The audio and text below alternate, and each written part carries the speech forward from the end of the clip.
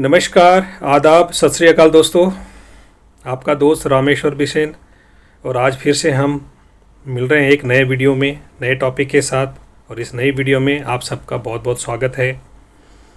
और आज हम बात करने वाले दोस्तों बहुत ही इम्पोर्टेंट टॉपिक पे। और मुझे पता है कि ये इम्पोर्टेंट टॉपिक आपकी लाइफ के लिए बहुत बड़ा टर्निंग पॉइंट होगा, क्योंकि आज का टॉपिक बहुत इम्पोर्टेंट है। बहुत ही इम्पोर्टेंट पॉइंट्स उसमें मेंशन करे हुए हैं, आपके लिए मैंने नोट्स बनाए हैं। एंड ये जो वीडियो होगी मे बी ये है कि थोड़ी सी लंबी हो सकती है, बट मुझे पता है कि ये वीडियो सिर्फ आपके लिए नहीं बल्कि मेरे लिए भी बहुत इम्पोर्टेंट है। क्योंकि जब मैं वीडियो बनाता हूँ तो सिर्फ आपको सुनाने के लिए नहीं बल्कि मैं अपने एनर्जी के लिए भी, अपने पावर बैकअप के लिए भी मैं इन वीडियो को यूज़ करता हूँ। तो जो आज की वीडियो दोस्तों बहुत इंपॉर्टेंट है, ध्यान से सुनिएगा। बहुत सारे पॉइंट्स हैं, शुरू में 9 पॉइंट है, उसके बाद लास्ट में 7 पॉइंट है। और एक एक पॉइंट इतने इम्पॉर्टेंट है, एक एक वर्ड जो इस वीडियो के होंगे उसको ध्यान से सुनिए। ये आपके लाइफ में बहुत बड़ा परिवर्तन लाएंगे। मुझे पता है कि रातों रात परिवर्तन नहीं होता, लेकिन जब चीज़ें माइंड में जाती हैं और बार बार हम उनको सुनते हैं तो बहुत बड़ा चमत्कार पैदा करते हैं। तो आज की इस वीडियो में आप सबका बहुत बहुत स्वागत है। जैसा मैंने बताया दोस्तों कि आज की वीडियो का टॉपिक है नज़रिया बदल कर नए इंसान बने। सवाल ये आता है कि नज़रिया क्यों बदलना है। मैं आपको बताऊं, ये जो हमारा माइंड है ना, इसमें 2 प्रकार के माइंड होते हैं। एक होता है कॉन्शियस माइंड, एक होता है सबकॉन्शियस माइंड। हिंदी में कहते हैं उसको चेतन मन और अवचेतन मन। जब हम इस माइंड की प्रोग्रामिंग कर लेते हैं, हमारा जो अवचेतन मन होता है उसमें जब प्रोग्रामिंग होती है तो जो प्रोग्रामिंग है वही हमें रिजल्ट देती है। तो इस कंप्यूटर को अगर हमने फिर से रिबूट कर लिया फ्रेश तरीके से, तो फिर ये लाइफ में बहुत बड़ा चमत्कार ला सकता है। तो कैसे लाएगा उसके ऊपर हम बात करने वाले हैं आज, राइट।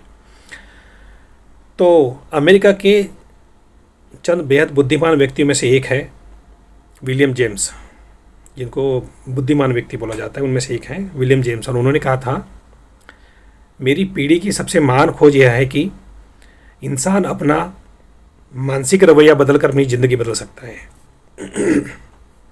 फिर से रिपीट कर रहा हूँ, मेरी पीढ़ी की सबसे महान खोज यह है कि इंसान अपना मानसिक रवैया बदलकर अपनी ज़िंदगी बदल सकता है। मतलब आप समझ सकते हैं कि मानसिक रवैया कितना इम्पोर्टेंट है। आप नकारात्मक तरीके से यानी असफलता और दुख दिलाने वाले तरीके से सोच सकते हैं, परंतु आप सकारात्मक तरीके से यानी सफलता और सुख दिलाने वाले तरीके से भी सोच सकते हैं। जिस दुनिया में आप रहते हैं वह दुनिया मूल रूप से बाहरी स्थितियों या परिस्थितियों से निर्धारित नहीं होती, बल्कि आपके दिमाग में आदतन रहने वाले विचारों से निर्धारित होती है। तो आप समझ सकते हैं दोस्तों कि जो भी है सब हमारे अंदर है। अगर हमने नकारात्मक तरीके से सोचा या हमारे माइंड में नकारात्मक विचार चल रहे हैं तो उसके परिणाम भी वैसे ही आएंगे। लेकिन अगर हम उन्हीं परिस्थितियों में अगर हम सकारात्मक तरीके से सोचते हैं, सुख दिलाने वाले विचार अगर हमारे मन में होते हैं तो उसके परिणाम भी वैसे ही होंगे। इसलिए विलियम जेम्स ने कहा है कि मेरी पीढ़ी की सबसे महान खोज यह है कि महान इंसान अपना मानसिक रवैया बदलकर अपनी ज़िंदगी बदल सकता है, मतलब अपनी थॉट प्रोसेस को बदल करके। इसलिए दोस्तों यहाँ पे बोला गया है कि जिस दुनिया में आप रहते हैं वह दुनिया मूल रूप से बाहरी स्थिति या परिस्थितियों से निर्धारित नहीं होती, बल्कि आपके दिमाग में हैबिचुअल रूप से जो विचार आपके माइंड में है, मतलब हैबिचुअल रूप से जो हम सोचते हैं, आदतन रूप से जो हमारे माइंड में थॉट चल रहे होते हैं, जो हमारी थॉट प्रोसेस है, हमारे सोचने का तरीका है, वो हमारी परिस्थितियों को निर्मित करता है। तो अगर अच्छी परिस्थिति बनानी है तो हमारे थॉट प्रोसेस को बदलना पड़ेगा। अगर सही लाइफ बनानी है, सही रिजल्ट चाहिए, तो माइंड की रिप्रोग्रामिंग करनी पड़ेगी। इसलिए कहा गया है कि अपनी परिस्थितियों को बदलना है तो अपने पहले थॉट प्रोसेस को चेंज करें। और हम लोग नॉर्मली करते क्या हैं, कि परिस्थितियों को बदलने की कोशिश करते हैं। विचार जब अगर नेगेटिव है तो परिस्थितियाँ कैसे बदल सकती है। सबसे पहली बात यह है कि हमारी जो रूट कॉज है, जो जड़ है, जो प्रॉब्लम की जड़ है, पहले उसको ठीक किया जाए। आपको पता है जब हम डॉक्टर के पास जाते हैं तो डॉक्टर हमें पूछता है कि भी क्या प्रॉब्लम है, और फिर वो जड़ पता करने की कोशिश करता है। अगर आप किसी मनोवैज्ञानिक के पास जाते हैं, साइकोलॉजिस्ट के पास जाते हैं, तो सबसे पहले वो आपकी काउंसलिंग करता है। उस पीरियड में वो पूछता है आपको कि क्या प्रॉब्लम है, क्या हो रहा है, और उस जड़ को पता करने की कोशिश करता है। तो अगर उस जड़ को ठीक कर दिया जाए तो रिजल्ट तो अपने आप चेंज हो जाएंगे। तो सेम दोस्तों, हमारे साथ में भी यही होता है। हमारे जो प्रॉब्लम की जड़ है वो हमारे थॉट, हमारे विचार, और वो विचार आते हैं हमारे फीलिंग से, हमारी भावनाओं से। आपने एक वीडियो देखा होगा द सीक्रेट, उसमें बताया कि 2 प्रकार की भावनाएं होती है, एक होती है नकारात्मक भावना और एक होती है सकारात्मक भावनाएं। तो जो भावनाएं हमारे अंदर होती है उसी तरह से हमारे विचार क्रिएट होते हैं। तो विचार हमारी जड़ है, लेकिन उससे भी पहले हमारी जड़ होती है हमारी भावनाएं। हमारी नकारात्मक भावनाएं हैं या हमारी सकारात्मक भावनाएं हैं। तो अगर हमारी भावनाएं जैसी होगी वैसे विचार क्रिएट होंगे, और जैसे विचार क्रिएट होंगे उस हिसाब से हमारी बाहरी परिस्थितियां निर्मित होगी। तो अगर हम जिन परिस्थितियों से खुश नहीं हैं उनको बदलना चाहते हैं तो सबसे पहले अपने विचार बदलें, अपने थॉट प्रोसेस को बदलें, और वो थॉट प्रोसेस को बदलने से के पहले अपनी हम भावनाओं को बदलें। और मुझे पता है कि इतना आसान नहीं है, इतना कठिन काम है ये, लेकिन जब हम नेगेटिव प्रोग्रामिंग करके इतने आदतन नेगेटिव हो सकते हैं, तो पॉजिटिव माइंड की प्रोग्रामिंग करके भी ये किया जा सकता है। और इसलिए आपने कई बार सुना है कि सेल्फ टॉक करो, या कई बार बोला जाता है कि नाइट में सोने से पहले बुक पढ़ो, अच्छी चीज़ देख के पढ़ो। ये क्या, ये माइंड की प्रोग्रामिंग है। इसलिए दोस्तों, परिणाम को बदलने के लिए विचार बदलना है, और विचार बदलने के लिए अपनी भावनाएं बदलना है। इसलिए मैं हमेशा ये कहता हूँ कि अगर हमारी भावनाएं और हमारे विचार अगर सही हो तो चीज़ें अपने आप सही हो जाती हैं। अगला पॉइंट है दोस्तों, पुराने समय के महान चिंतक मार्कस ऑरेलियस ने कहा है, किसी व्यक्ति की ज़िंदगी उसके विचारों से ही बनती है। ये सब बड़े महान लोग हैं और इनके विचार एक सुविचार का काम करते हैं। तो जो मार्कस ऑरेलियस है उन्होंने कहा है कि किसी व्यक्ति की ज़िंदगी उसके विचारों से ही बनती है। तो आप समझ सकते हैं कि अगर हमें अपनी ज़िंदगी बनानी है तो सबसे पहले हमने विचारों को गढ़ना पड़ेगा, विचारों को बनाना पड़ेगा। अमेरिका के सबसे समझदार इंसान जिनको कहा जाता है ना, वो है रॉल्फ वॉल्डो एमर्सन। और उन्होंने कहा है, व्यक्ति वैसा ही होता है जैसा वह दिन रात सोचता रहता है। तो आप समझ सकते हैं कि हम वैसे ही होते हैं जैसा हम दिन रात सोचते रहते हैं। तो जो हम दिन रात सोचते रहते हैं वो क्या सोचते रहते हैं? जैसे मैंने पिछली वीडियो में कहा है कि एक दिन में 60,000 थॉट हमारे माइंड में आते हैं और उसमें 90% थॉट नेगेटिव होते हैं, क्योंकि एवरी टाइम हम नेगेटिव या तो बोलते हैं या सोचते हैं। तो जब हमारी लाइफ में अगर नेगेटिव आता है तो उसमें सरप्राइज़ क्या है, क्योंकि हमने वो परिस्थिति को निर्मित किया है ना। तो अगर जैसे इन्होंने कहा है कि व्यक्ति वैसा ही होता है जैसा वो दिन रात सोचता रहता है, तो इसका मतलब अगर हम पॉजिटिव तरीके से सोचते रहेंगे तो चीज़ें भी वैसे ही निर्मित हो जाएगी। एक और प्रसिद्ध मनोवैज्ञानिक है दोस्तों, उन्होंने कहा है, मानव स्वभाव में एक गहरी प्रवृत्ति है, मानव स्वभाव में एक गहरी प्रवृत्ति है कि इंसान बिल्कुल वैसा ही बन जाता है जैसा वह अपने बारे में आदतन कल्पना करता है। मतलब ये है कि हम अपने बारे में कैसी कल्पना करते हैं, अपने बारे में सोचते क्या, अपने बारे में हम क्या फील कर रहे हैं। इसको सेल्फ इमेज भी कह सकते हैं। हमारे अपने प्रति, हमारे खुद के प्रति हमारी क्या इमेज है। हम दूसरों के बारे में तो पॉजिटिव सोचते हैं या पॉजिटिव इमेज बनाते हैं, लेकिन कई बार अपने बारे में हम नेगेटिव इमेज बनाते हैं अपने। कई बार हमें लगता है कि हम लायक नहीं है, या अपराध बोध से ग्रस्त होने के बाद हमें लगता है कि शायद हम उस लेवल के नहीं जिस लेवल के लोगों के प्रति हम अपनी इमेज बनाना चाहते हैं। बट लोगों को क्या पता कि हम कैसे हैं। इसलिए दोस्तों, आपने जो भी किया, वॉटेवर जो भी हमारे अंदर है, बट अगर हम अपनी सेल्फ इमेज को अगर स्ट्रॉन्ग बना लेते हैं, मतलब सेल्फ इमेज मतलब खुद के प्रति खुद की इमेज, हम अपने बारे में क्या सोचते हैं, वो अगर हमने सही बना लिया तो हमारा बिहेव भी उसके अकॉर्डिंग ही होगा। और जब हमारा बिहेव हमारे अकॉर्डिंग होगा, हमारे सेल्फ इमेज के अकॉर्डिंग होगा, तो सामने वाला भी हमारे अकॉर्डिंग ही बिहेव करेगा। इसलिए मैंने कई बार कहता हूँ मैं कि सम्मान के पीछे मत भागो, सम्मान अपने आप मिलता है, बशर्ते आप सम्मान के काबिल अपने आप को बनाओ। और वो कब बनाएंगे हम? जब सम्मान के काबिल अपने आप को हम समझेंगे। इसलिए यहाँ पे बोला गया है कि मानव स्वभाव में एक गहरी प्रवृत्ति है कि इंसान बिल्कुल वैसा ही बन जाता है जैसा वह अपने बारे में आदतन कल्पना करता है। एक और बात बहुत अच्छी बताई गई दोस्तों, जितने सेंटेंसेस में पढ़ रहा हूँ, ये मैं बुक में से नोट किया है, जिस बुक को मैं पढ़ता हूँ, और आपको पता है मेरे को बुक पढ़ने का शौक़ है, और ये चीज़ें मैं सारांश के रूप में इकट्ठा करके आपके लिए लाता हूँ। तो एक और सेंटेंस है दोस्तों जिसमें बताया गया है कि परिस्थितियों से आपके विचार बनते हैं। इसके बजाय यह कहना ज़्यादा ठीक रहेगा कि आपके विचारों के अनुरूप परिस्थितियाँ बनती हैं, जैसा मैं अभी बता रहा था आपको। तो नॉर्मली हमारी गलती क्या होती है कि हम परिस्थिति के अकॉर्डिंग अपने थॉट बनाते हैं। अगर लाइफ में स्ट्रगल चल रहे हैं, चैलेंजेस चल रहे हैं, दिक्कतें हो रही है, परेशानी है, तो उसके अकॉर्डिंग हमारे थॉट बनते हैं और थॉट हमेशा नेगेटिव होते हैं। लेकिन जैसा बताया गया कि परिस्थितियों से आपके विचार बनते हैं, इसके बजाय यह कहना ज़्यादा ठीक रहेगा कि आपके विचार के अनुरूप परिस्थितियाँ बनती हैं। तो अगर मुझे परिस्थितियों को बदलना है तो सबसे पहले अपने विचारों को बदलना पड़ेगा। कितनी इंपॉर्टेंट पॉइंट है ये, सेंटेंसेस कितनी इंपॉर्टेंट है। मे भी कुछ सेंटेंसेस हो सकते हो कि एक दूसरे से कनेक्टेड हो और रिपीट भी हो रहे हो, इसलिए बार बार जब हमारे दिमाग में जाएगा तो ये हमारे दिमाग में घर करेगा और बहुत ज़रूरी है। इसलिए कई बार मेरे वर्ड रिपीट भी हो रहे होंगे। ब्रह्मांड के महानतम नियम में से एक है, जो मैं बता रहा हूँ आपको, बहुत इंपॉर्टेंट नियम है ये दोस्तों। ब्रह्मांड के महानतम नियम में से एक है, विश्वास करें और सफल बने। अब हम विश्वास कब करेंगे? जबकि विश्वास के लायक हम बने, और विश्वास के लायक तब बनेंगे जब हम अपने आप को हम सफलता के लायक समझेंगे। तो सबसे बड़ा नियम क्या है? विश्वास करें और सफल बने। अर्थात अगर आप नकारात्मक तरह से सोचेंगे तो आपको नकारात्मक परिणाम मिलेंगे, और अगर आप सकारात्मक तरीके से सोचेंगे तो आपको सकारात्मक परिणाम मिलेंगे। यही वह आसान तथ्य है जो प्रसिद्ध और सफलता के आश्चर्यजनक नियमों का आधार है। इसका मतलब अगर हम नकारात्मक तरीके से सोचेंगे तो परिणाम भी नकारात्मक होंगे, और अगर हम सकारात्मक तरीके से सोचेंगे तो परिणाम भी सकारात्मक होंगे। और यही सफलता और प्रसिद्धि के आश्चर्यजनक नियमों का आधार है। इसलिए बोला गया है विश्वास करें और सफल बने। इसलिए एक बुक है दोस्तों, बड़ी सोच का बड़ा जादू, उसमें एक चैप्टर है इसके ऊपर, विश्वास करें और सफल बने। इसलिए बुक पढ़ना ज़रूरी है। इसलिए मैंने पिछली वीडियो में बताया था कि बुक पढ़ना कितना ज़रूरी है।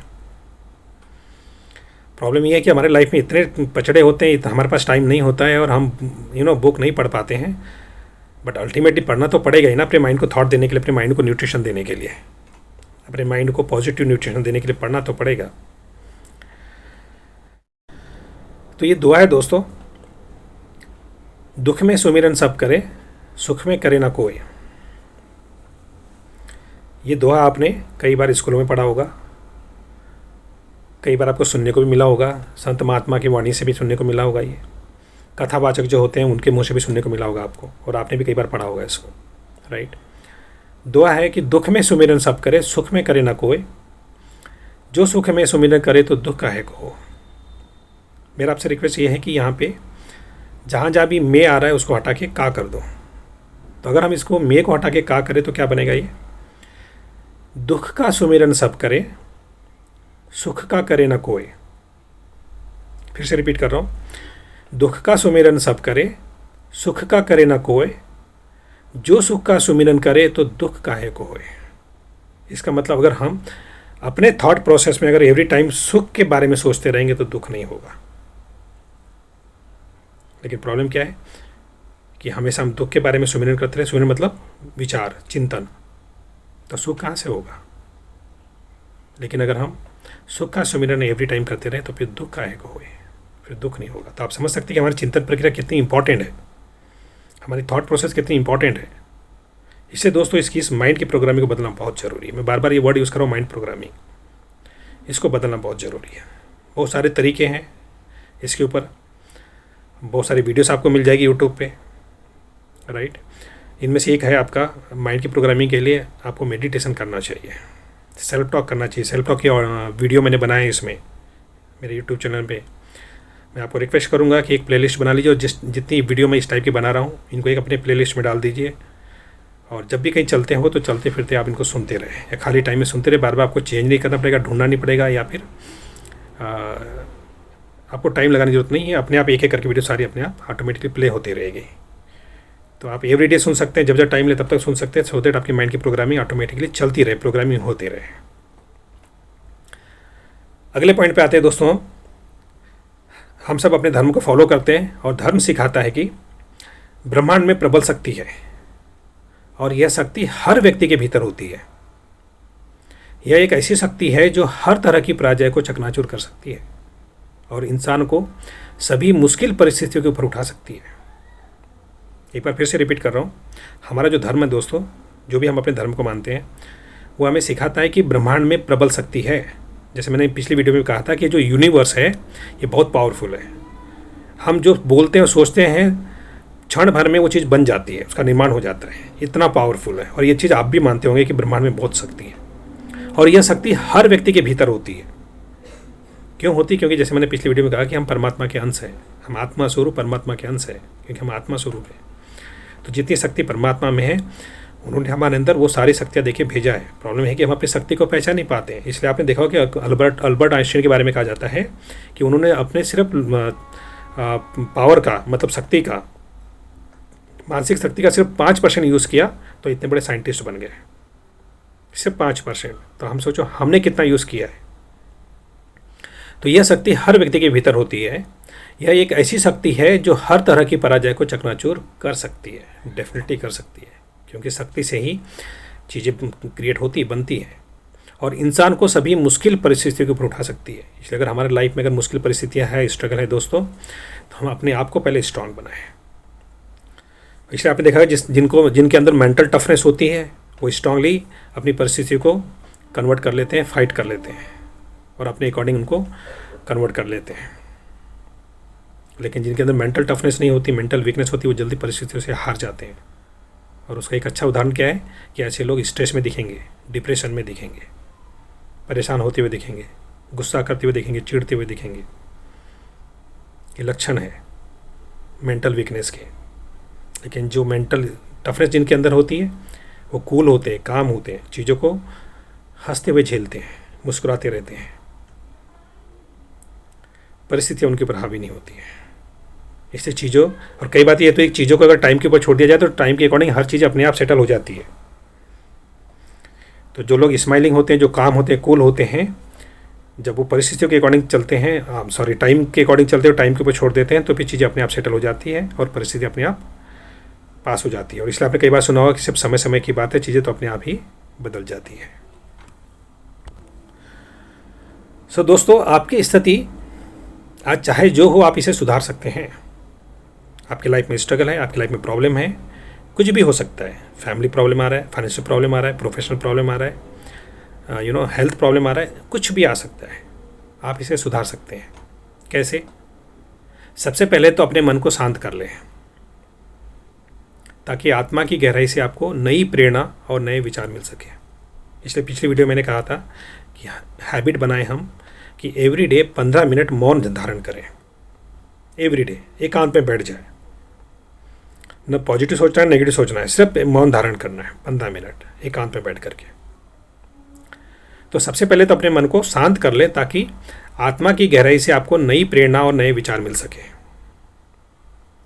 आत्मा की गहराई से अगर नए विचार और नई प्रेरणा मिलेगी, और आपको पता है आत्मा कितनी ताकतवर है, आत्मा के अंदर कितनी शक्ति, इसलिए कहते हैं आत्मिक शक्ति से काम करो। विश्वास करें कि ईश्वर आपकी मदद कर रहा है। जब आप शांत बैठे हो, मन को शांत कर लें, तो आपको विश्वास करना है कि ईश्वर आपकी मदद कर रहा है। उपलब्धि यानी कि अचीवमेंट की तस्वीर बनाएं, कल्पना करना है। अपने जीवन का आध्यात्मिक आधार मजबूत कर लें, ताकि ईश्वर के सिद्धांत आपके अंदर काम कर सकें। अपने मन में असफलता के बजाय सफलता की तस्वीर बिठा लें। अगर आप यह सब करेंगे तो आपके मस्तिष्क में रचनात्मक विचार उन्मुखता से प्रभावित होने लगेंगे। रचनात्मक विचार मतलब प्रोडक्टिव थॉट। पर ये कब होगा? जब आप बिल्कुल मन को शांत कर लें, अपना आध्यात्मिक आधार मजबूत करें। मतलब स्पिरिचुअल का मतलब ये नहीं कि आप पूजा पाठ कर रहे हैं या बहुत ज़्यादा भाव भक्ति कर रहे हैं, मैं उसकी बात नहीं कर रहे हैं, अच्छी बात है। बट जब आप अंदर से साफ सुथरे हो जाते हैं तो ये भी एक बहुत बड़ी आध्यात्मिक आधार है, स्पिरिचुअलिटी है।